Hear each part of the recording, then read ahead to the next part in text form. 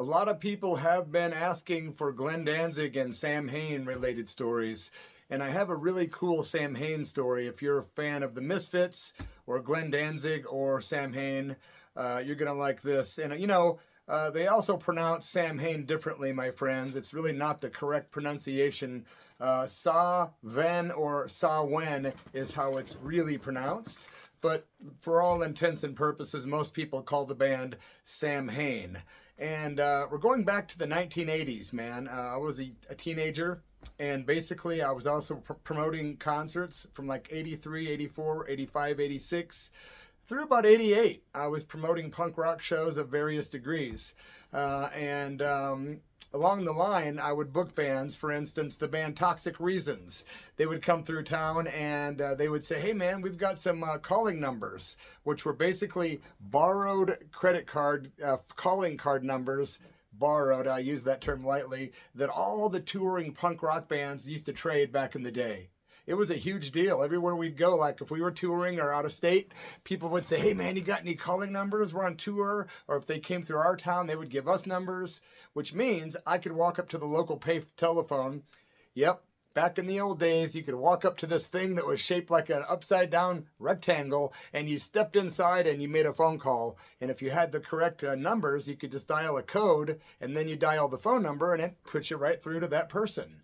So back in the 80s, somehow I acquired the phone number for Glenn Danzig, and I used to go up to this said payphone, and dozens of times I got the borrowed calling card numbers, and I would call Glenn, and it was different hours because he's on the East Coast, but no matter how late it was my time, he would always answer, and he was never very polite. I don't blame him. Some stranger calling him out of the blue. But of course, I was a fan of the Misfits and Samhain.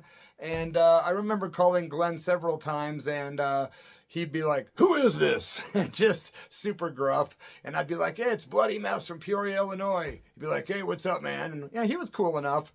And he would ask about trading skulls, animal skulls, and things like that. But we're going to flash forward today to a little bit past that. Back, and then of course there's even more after that, but I'll tell you that now. So in 86 or so, after the story I'm going to tell, Samhain actually almost played Peoria, Illinois, and at the time most of the punk and underground bands were playing for $200 or $300, which sounds crazy, but that's what they were getting. Well, Samhain said we want $500, and we thought, what? That's an outrage. How freaking stupid. Just the video footage from that tour alone had been held on to would have been worth gold today, right? Glenn would have probably purchased the rights from me. No, I'm joking, but seriously, so we did not book Samhain in Peoria in 86. But we're going to go ahead and go to my story now. But first, before I do, please think about subscribing, liking the channel, commenting, and sharing if you would. This is Samhain live in Chicago, Sunday, December 2nd, 1984, at the Smart Bar. If you didn't know Chicago, you wouldn't know the Smart Bar, but if you did, you probably do. It was a super tiny little bar underneath, located downstairs from the Cabaret Metro, which is a very famous Chicago music venue, and a lot of the bigger name punk and underground bands would play there. On this particular night, there's a bittersweet tale at the end of this story involving the band Hanoi Rocks and Glenn Danzig and me. But I'll tell you this, Hanoi Rocks was playing that night upstairs after the show at the Cabaret Metro. And if you don't know about Hanoi Rocks, man, you need to educate yourself because they're one of the better punk and rock and roll bands. They call it punk and roll, man. And they're one of the best. And those guys were in the crowd at this Samhain show at the Smart Bar watching the band. It was insane. Some people say there's like 50 people there. I say there was more like 75 to 100. It was a small crowd, people packed in, lots of leather jackets, lots of Misfits fans, of course. Opening the show that night was a band called Nodsot Rebel. They are awesome Chicago hardcore band, super energetic. I loved them. I found some of their stuff on YouTube tonight. Also, the band Bloodsport, who I had the privilege of seeing more than once in Chicago. Bloodsport was a great Chicago punk band, mid-80s punk rock and roll, with some good mathematical sort of bass lines, a little heavy, but straight up punk rock. I loved it, man.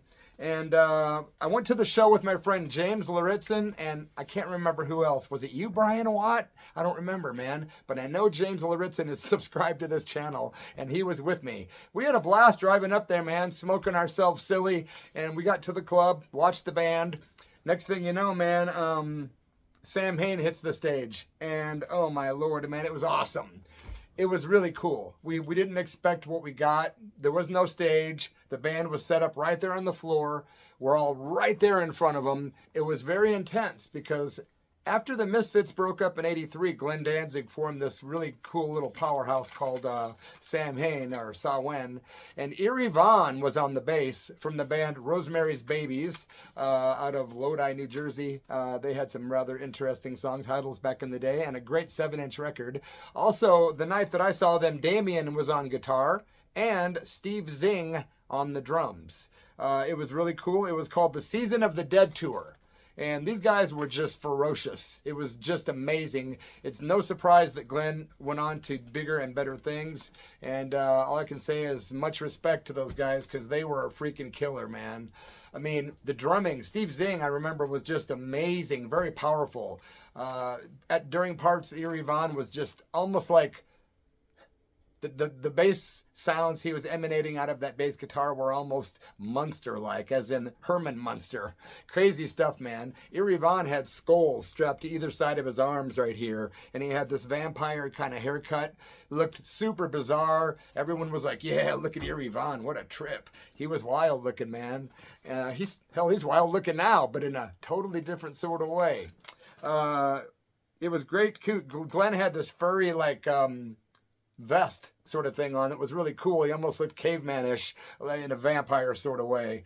But his vocals were killer, man. They really were. The PA system at this place sucked. The mic cut out several times. It was kind of hard to hear. But his voice was super strong, and Danzig was belting him out that night, man. It was super, super cool. Any other notes here I want to get to before I turn the page, my friends? No, I got the exact set list for that show that night. All Hell, of course, what a classic. That was the first song that Samhain played that night. They broke into the song Samhain. Then they did All Murder, All Guts, All Blood.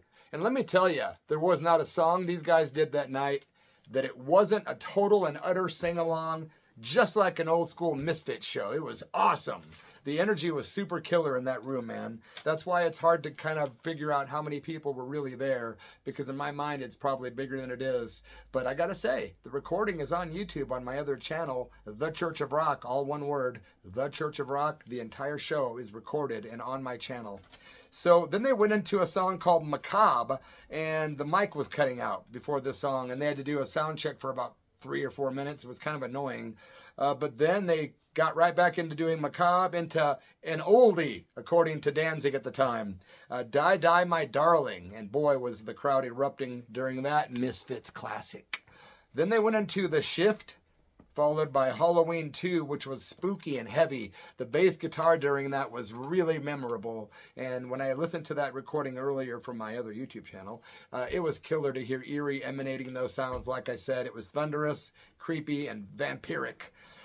Black Dream was the next song. Then they went into Hungry End, Unholy Passion, which is one of my favorite songs by Samhain.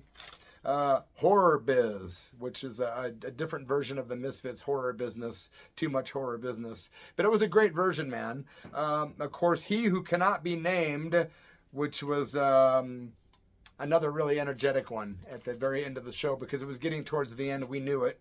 The band walked off and said goodnight.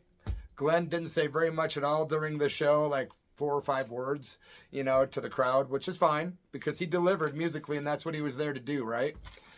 So then they came back out after the crowd was chanting Samhain really loudly for about 3 minutes solid. They did earn the encore. They played great, and the crowd was super, super restless and wanted more. So they came out and Glenn said, we're going to do a new one. We're going to do an old one, quote unquote. And they broke into Moribund. And then they went into another Misfits classic with Who Killed Marilyn, about Marilyn Monroe, of course. I gotta say, man, those guys were absolutely killer, and they couldn't have played any better. I've got a couple of bittersweet memories that happened that I'll get to in just probably 30 seconds. But I got to say, I was able to see Glenn Danzig again in 2011 and Samhain when they reunited on the Danzig Legacy Tour. I got to say, shout out to Razzle from the Poor Kids down in Los Angeles for hooking me up with the guest list and backstage for that. Doyle was there. London May was there. I think Steve Zing was there. Danzig. It was really, really cool to hang out with Doyle and those guys, before and after the show. But it was neat to see them in their various stages of makeup, too. That was cool. The show was awesome. Glenn kind of stayed hidden during that particular, backstage deal, but he's a private guy. And that was a really great show down at the Gibson Amphitheater down in Los Angeles. And they did a lot of Danzig stuff, Misfits stuff, and Samhain. So that was killer. Eerie was not there, however, which was a shame. That would have been really cool. I gotta say, there were a couple bittersweet things associated with this particular show. Samhain, love him. Glenn Danzig, big fan ever since the Misfits days. I even like Glenn's solo stuff. I am a hyper son of a biscuit. That's a stupid saying, but I don't need to violate YouTube rules, mind you. So, I'm at the show and I'm all ADHD boy, hyper as can be. And I walk up to Glenn, and again, we've been talking on the phone. I knew some mutual friends of his in the fanzine world. I walk up to Glenn and I said something, whatever it was, that must have been fast, because Glenn goes, blah, blah, blah, blah, blah, blah, blah. Just totally making fun of me. And I was just like, wow, what a dick. That's what I thought at the time. Now I laugh at it. I think it's hilarious that he did that, and I should have grew a pair, and I should have can talk to Glenn. I had my freaking cassette player. I could have probably got it on cassette tape and got some good stuff, but nope, I was a big sissy, but I was like 17 or 18, man, You're not really fully developed until you're like 50. So that was a bittersweet memory, but again, nowadays it's like, why did I let that bother me? I do talk like a freaking physic woodpecker. Also, the other bad thing that was bittersweet for me was, and this is something I still do kick myself in the ass for, I do regret this, and I do feel bad that when this show was over, the MC announced, anyone that buys a poster and was at this show, it's $5 off upstairs for Hanoi Rocks tonight at the Cabaret Metro. Hanoi Rocks upstairs, $5 off.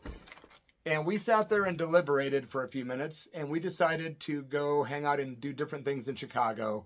That, my friends, was one of the most epic rock and roll failures of my entire life, because Hanoi Rocks is really one of the best live performing bands to ever walk the earth. Michael Monroe, Andy McCoy, Sammy Yaffa, Razzle. I mean, come on, man. Nasty Suicide. What a great band. Do yourself a favor and check out some live Hanoi Rocks videos from the 80s, man. Those guys were incredible. And I screwed myself by not going to that show, because that would be a whole nother story, my friends. So in the meantime, thanks again for subscribing. I'll be back again within 24 hours with another new tale and another curveball here at Bloody F Mess Official. Rock and roll. Dark days unfazed.